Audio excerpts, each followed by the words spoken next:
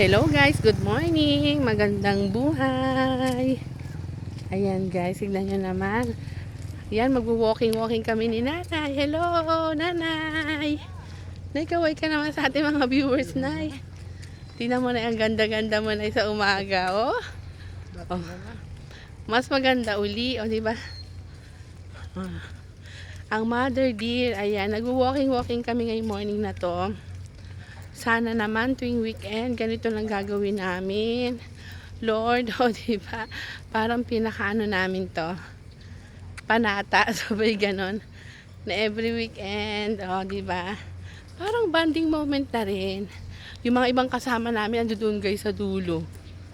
O. Diba?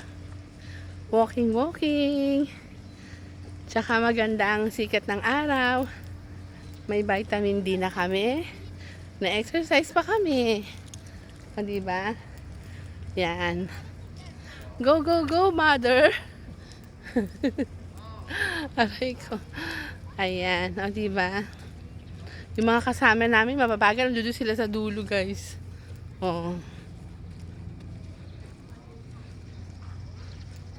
O, paano? Mamaya na uli. At least yung mga viewers natin dyan, followers, nakapasyal dito sa ganda ng Subic Bay. Guys, sabi nila, malapit na daw ma-open yung Grande Island. O, diba? Punta kayo dito, pasyal kayo dito sa Subic Bay. Ayan, o, diba? Ay, ito pala, guys. So, may monumento dito. Ayan. Oh, parang bago to, no? Pakita ko po sa inyo. Ayan. Ayan. Filipino shipmate.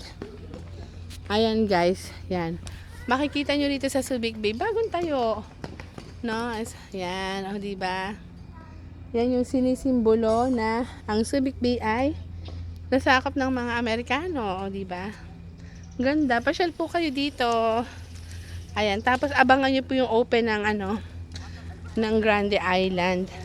Para sasakay po kayo dun sa yate. Hindi ko pa alam ang rate Ayan. Kaya abangan ang summer mode ninyo mga guys. Ayan.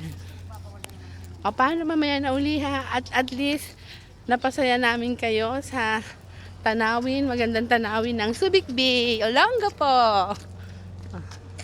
Ay, ito pala yung opisina niya, Grande Island Resort. Maganda sa Grande Island guys, punta po kayo. Sige na, mamaya na uli. Bye-bye. Bye-bye ka na, mother dear. Si mother dear, seryoso sa paglalakad guys. O sige. Bye-bye.